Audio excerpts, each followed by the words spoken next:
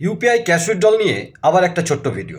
বন্ধুরা, কিছু ভিডিওর লিঙ্ক আপনারা পাঠাচ্ছেন যেখানে কিছু কোম্পানিতে 1,000 2,000 টাকার ক্যাশ উইথড্রল নামের একটা কিউআর কোড দিচ্ছে।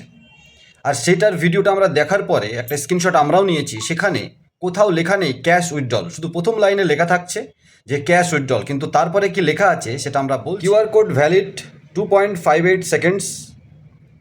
Customer can scan the QR code through any UPI app like Vim, Paytm, etc. to pay you. To withdraw cash এরকম কিছু লেখা নেই, প্রথম কথা।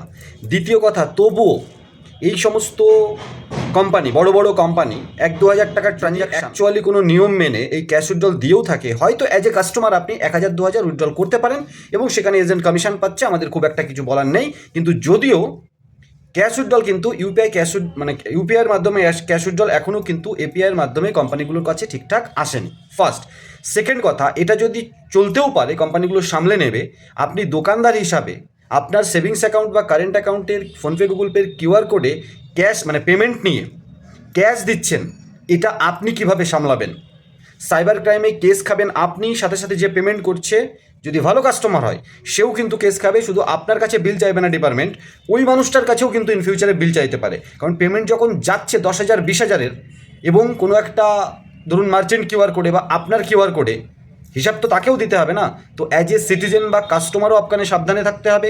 আবার আপনি যদি দোকানদার হয়ে থাকেন, এইপিএস সিএসপি ওনার, আপনাকেও সাবধানে থাকতে হবে।